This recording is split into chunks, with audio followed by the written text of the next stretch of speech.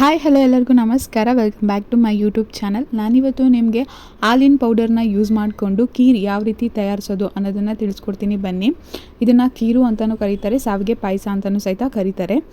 ಇವಾಗ ನಾನು ಸ್ಟವ್ ಹಚ್ಚಿ ಒಂದು ಪಾತ್ರೆನ ಇಟ್ಟು ನಾನಿಲ್ಲಿ 6 ಕಪ್ಪಾಗುವಷ್ಟು ನೀರನ್ನು ಹಾಕೋತಾ ಇದ್ದೀನಿ. ನಾನು ಅದೇ ಕಪ್ಪಲ್ಲಿ ಹಾಲಿನ ಪೌಡ್ರನ್ನ ತೊಗೊಂಡಿರ್ತೀನಿ, 2 ಕಪ್ಪು.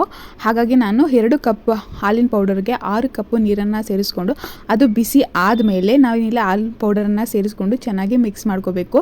ಲೋ ಫ್ಲೇಮಲ್ಲಿ ಇಟ್ಕೊಂಡು ಚೆನ್ನಾಗಿ ತಿರುಗಿಸಿ ಮಿಕ್ಸ್ ಮಾಡ್ಕೋಬೇಕು. ಯಾಕಂದರೆ ತಳ ಹತ್ತೋ ಚಾನ್ಸಸ್ ತುಂಬ ಇರುತ್ತೆ. ಹಾಗಾಗಿ ಸ್ವಲ್ಪ ಸ್ವಲ್ಪ ಹಾಕ್ಕೊಂಡು ಚೆನ್ನಾಗಿ ಮಿಕ್ಸ್ ಮಾಡ್ಕೋಬೇಕು.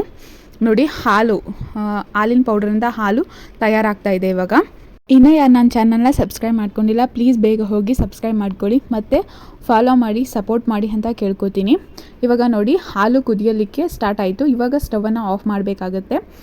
ಜಾಸ್ತಿ ಕುದಿಸ್ಕೊಳ್ಳೋ ಅವಶ್ಯಕತೆ ಏನಿಲ್ಲ. ಇವಾಗ ಅದನ್ನು ಸೈಡಲ್ಲಿ ಎತ್ತಿಟ್ಟು ಇವಾಗ ಸ್ಟವ್ ಹಚ್ಚಿ ಒಂದು ಪ್ಯಾನನ್ನು ಇಟ್ಟು ಪ್ಯಾನ್ ಬಿಸಿ ಆದಮೇಲೆ ನಾನಿಲ್ಲಿ 2 ಕಪ್ಪು ಸಾವಿಗೆನ ಫ್ರೈ ಮಾಡ್ಕೋತಾ ಇದ್ದೀನಿ. ನಾವು 2 ಕಪ್ ಹಾಲು ಪೌಡರ್ ತೊಗೊಂಡಿದ್ವಲ್ಲ, ಹಾಗೇ 2 ಕಪ್ಪು ಸಾವಿಗೆನ ತೊಗೋಬೇಕಾಗುತ್ತೆ. ಇವಾಗ ಸಾವಿಗೆ ನೀವು ಯಾವ ಬ್ರ್ಯಾಂಡ್ ಆದರೂ ಯೂಸ್ ಮಾಡ್ಕೋಬಹುದು. ಇವಾಗ ಅದನ್ನು ಸ್ವಲ್ಪ ಫ್ರೈ ಮಾಡ್ಕೋಬೇಕು. ಬ್ರೌನ್ ಕಲರ್ ಬರೋವರೆಗೂ ಚೆನ್ನಾಗಿ ಫ್ರೈ ಮಾಡ್ಕೋಬೇಕು, ಲೋ ಫ್ಲೇಮಲ್ಲಿ ಇಟ್ಕೊಂಡು. ಇವಾಗ ಅದನ್ನು ಸೈಡಲ್ಲಿ ಎತ್ತಿಟ್ಕೋತಾ ಇದ್ದೀನಿ. ಇವಾಗ ಮತ್ತೆ ಅದೇ ಪ್ಯಾನ್ಗೆ 3 ಟೇಬಲ್ ಸ್ಪೂನಷ್ಟು ತುಪ್ಪನ ಸೇರಿಸ್ಕೋತಾ ಇದ್ದೀನಿ.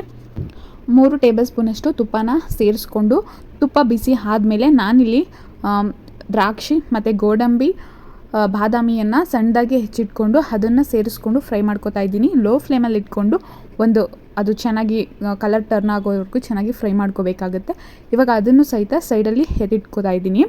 ಇವಾಗ ನಾನು ಒಂದು ಸ್ಟ್ರೈನರನ್ನು ತೊಗೊಂಡು ಅದೇ ಪ್ಯಾನ್ಗೆ ಹಾಲನ್ನು ಹಾಕೋತಾ ಇದ್ದೀನಿ.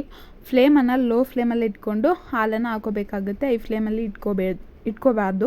ನೋಡಿ, ಹಾಲು ಸಹಿತ ಎಷ್ಟು ತಿಕ್ಕಾಗಿ ಮಾಮೂಲಿ ನ್ಯಾಚುರಲ್ ಆಗಿ ಯಾವ ರೀತಿ ಹಾಲಿರುತ್ತೆ ಅದೇ ರೀತಿ ಬಂದಿದೆ ಇವಾಗ ಆ ಹಾಲನ್ನು ಸ್ವಲ್ಪ ಕುದಿಯಲಿಕ್ಕೆ ಬಿಟ್ಟು ನಾನಿಲ್ಲಿ 1.5 ಕಪ್ ಆಗುವಷ್ಟು ಸಕ್ಕರೆನ ಸೇರಿಸ್ಕೊತಾ ಇದ್ದೀನಿ. ಸಕ್ಕರೆನ ಸೇರಿಸ್ಕೊಂಡು ಚೆನ್ನಾಗಿ ಮಿಕ್ಸ್ ಮಾಡಿಕೊಂಡು ಅದನ್ನು ಸಹಿತ ಸ್ವಲ್ಪ ಹೊತ್ತು ಕುದಿಯಲಿಕ್ಕೆ ಬಿಡಬೇಕು.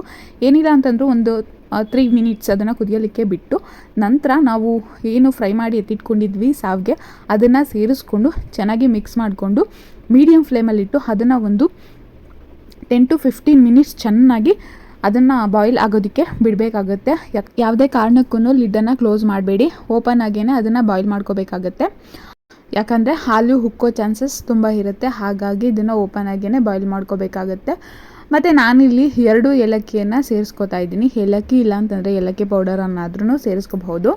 ಒಂದು 1/4 ಟೇಬಲ್ ಸ್ಪೂನಷ್ಟು ಏಲಕ್ಕಿ ಪೌಡರನ್ನು ಸೇರಿಸ್ಕೋಬಹುದು, ಚೆನ್ನಾಗಿರುತ್ತೆ ಫ್ಲೇವರು. ಹಾಗಾಗಿ ಇವಾಗ ನೋಡಿ, ಒಂದು 15 ಮಿನಿಟ್ಸ್ ಆಯಿತು ಯಾವ ರೀತಿ ಇದೆ ಅಂತ. ಇವಾಗ ನಾನು ಅದನ್ನು ಏನು ಫ್ರೈ ಮಾಡಿ ಎತ್ತಿಟ್ಕೊಂಡಿದ್ವಿ ದ್ರಾಕ್ಷಿ ಮತ್ತು ಗೋಡಂಬಿ, ಬಾದಾಮಿ, ಅದನ್ನು ಸೇರಿಸ್ಕೊಂಡು ಮಿಕ್ಸ್ ಮಾಡಿ ಇದನ್ನು ಸ್ಟವನ್ನು ಆಫ್ ಮಾಡಿ ಲಿಡ್ಡನ್ನು ಕ್ಲೋಸ್ ಮಾಡ್ತಾಯಿದ್ದೀನಿ. ಒಂದು 5 ಮಿನಿಟ್ಸ್ ಆದಮೇಲೆ ನೀವು ಸರ್ವ್ ಮಾಡಿದ್ರೆ ಸೂಪರ್ ಟೇಸ್ಟಿಯಾಗಿರುವಂತಹ ಕೀರು ರೆಡಿ ಆಗುತ್ತೆ. ನೀವು ಮನೆಯಲ್ಲಿ ಟ್ರೈ ಮಾಡಿ ಯಾವ ರೀತಿ ಬಂತಂತ ಕಮೆಂಟ್ ಮುಖಾಂತರ ನನಗೆ ತಿಳಿಸಿ. ಇನ್ನೂ ಯಾರು ನನ್ನ ಚಾನಲ್ನ ಸಬ್ಸ್ಕ್ರೈಬ್ ಮಾಡ್ಕೊಂಡಿಲ್ಲ, ಪ್ಲೀಸ್ ಬೇಗ ಹೋಗಿ ಸಬ್ಸ್ಕ್ರೈಬ್ ಮಾಡ್ಕೊಳ್ಳಿ ಅಂತ ಕೇಳ್ಕೊತೀನಿ. ಮತ್ತು ನಿಮ್ಮ ಫ್ರೆಂಡ್ಸ್ ಆ್ಯಂಡ್ ಫ್ಯಾಮಿಲಿ ಮೆಂಬರ್ಸ್ಗೆ ಈ ವಿಡಿಯೋನ ಶೇರ್ ಮಾಡಿ.